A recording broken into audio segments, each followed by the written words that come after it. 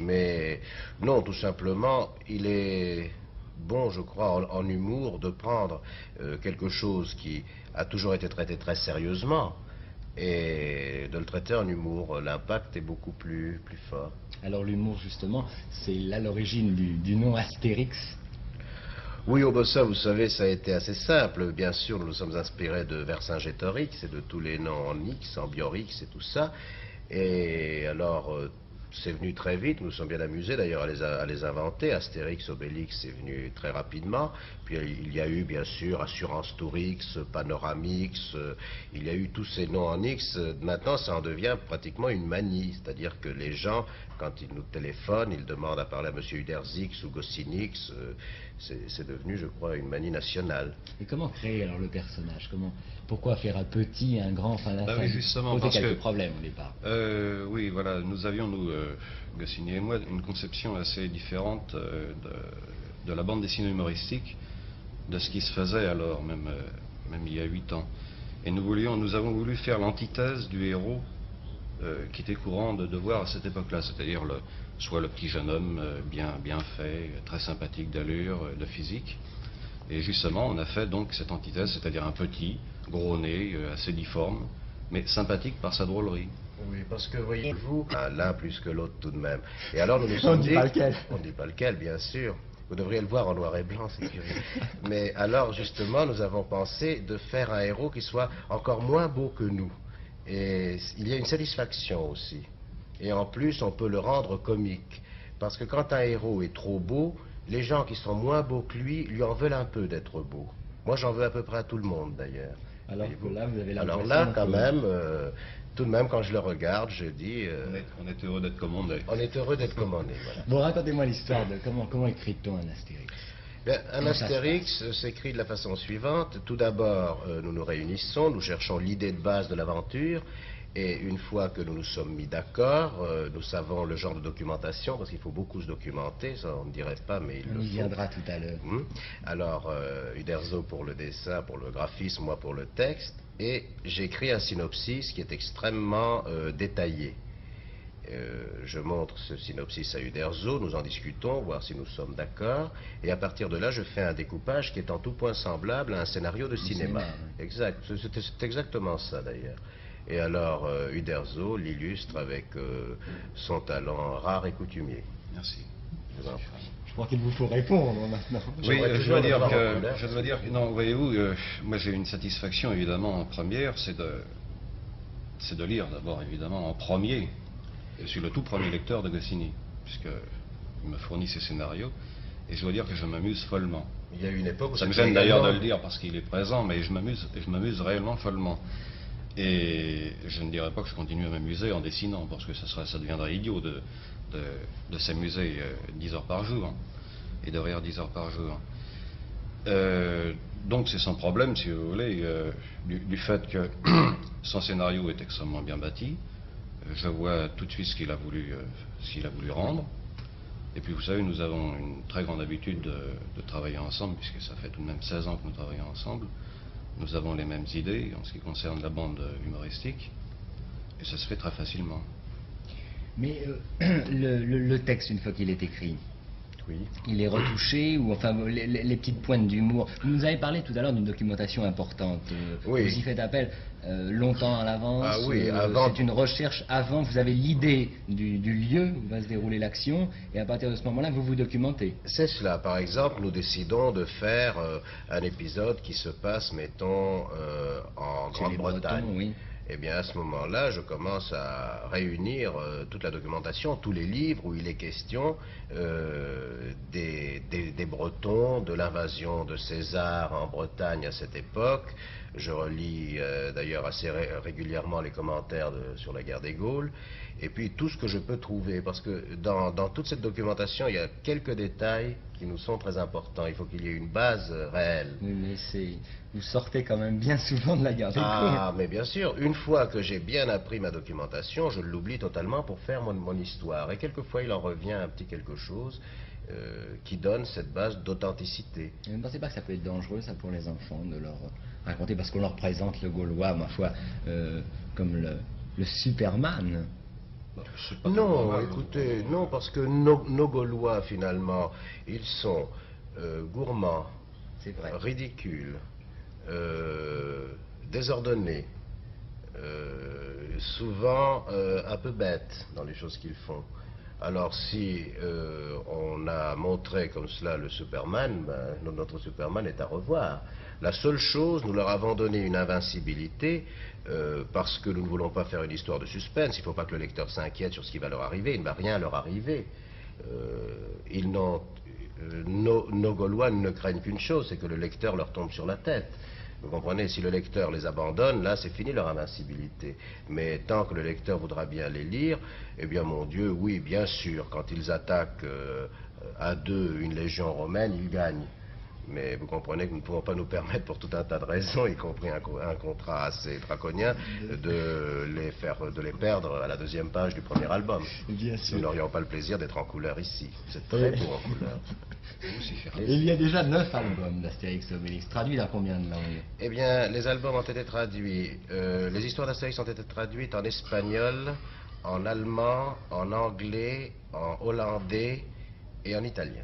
Est-ce que votre humour, René Goscinny, est traduisible en toutes les langues? Parce que je pense à certaines choses, par exemple l'attaque du courrier de Luc Dunhomme ou les encombrements de la 7. Oui. Est-ce que ça, ce qu'en espagnol... Ben, justement, il y a des problèmes. C'est-à-dire que certaines choses sont traduisibles. Je crois que les encombrements, malheureusement, Oui, sont on connus retrouve aussi à dans Madrid. le monde entier.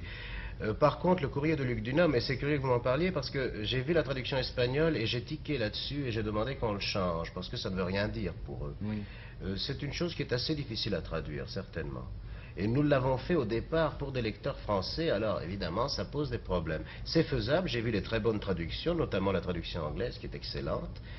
La traduction italienne est très bonne aussi. Oui, à Rome, comment apprécie-t-on? Ils sont fous, ces Romains. Ben, vous savez, quand on dit ils sont fous ces Romains, c'est tout dire. Quand nous avons appris qu'ils le traduisaient, nous avons crié en chœur, mais ils sont fous ces Romains.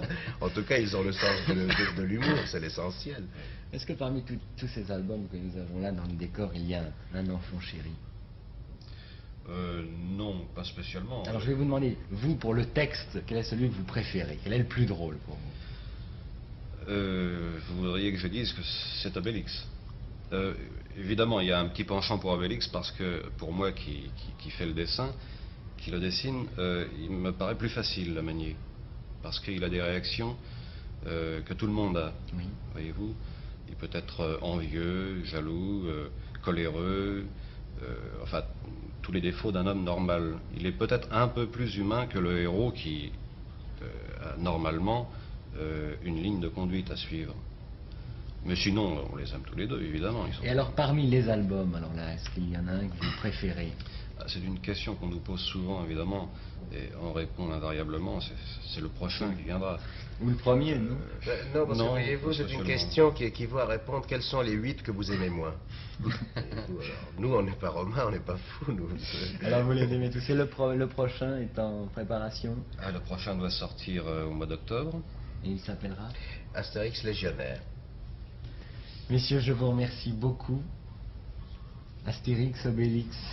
Notre prochain rendez-vous ce soir à 6h pour notre journal. Bon. De faire une blague. Il m'a appelé, il m'a dit alors, et j'ai fait un long silence, et j'ai fait ben...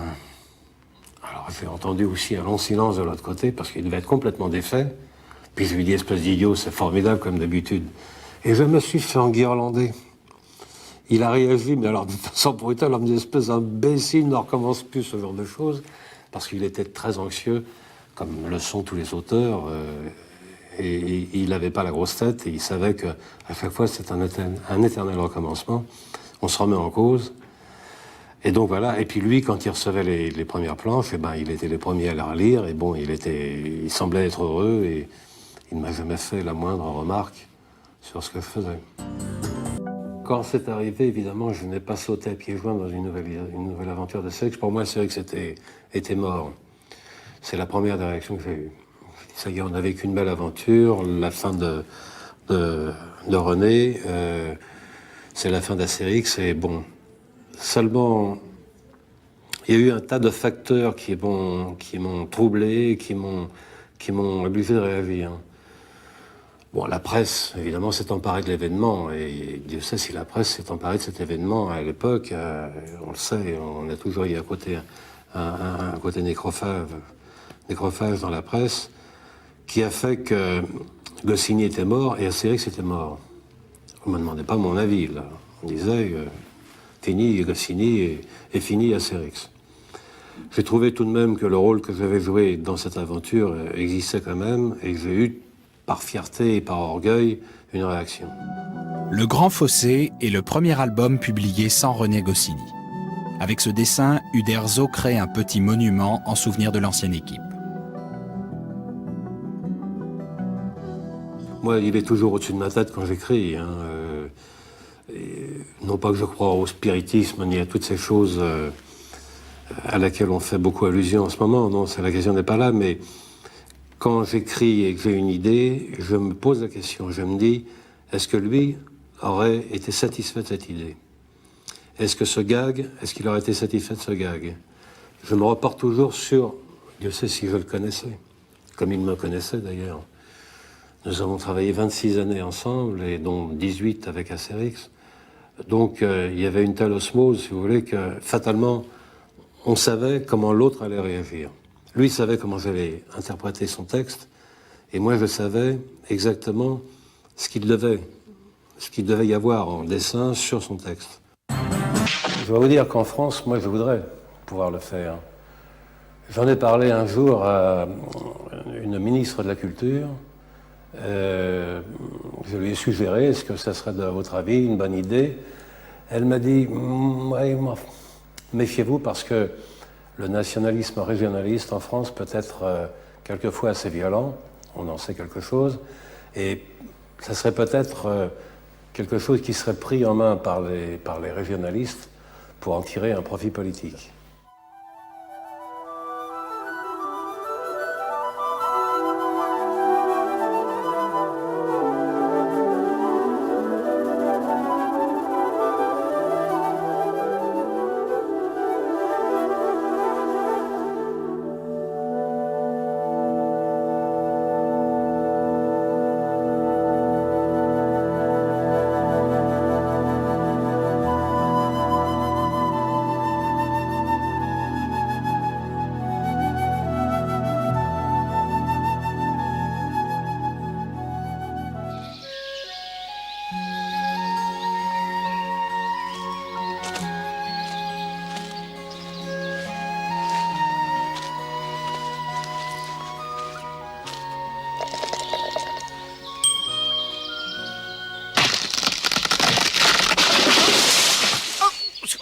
Peut-être bonne mine. On n'ose pas le dire, mais effectivement, c'était Falbala et tout le monde l'a reconnu en tant que Falbala.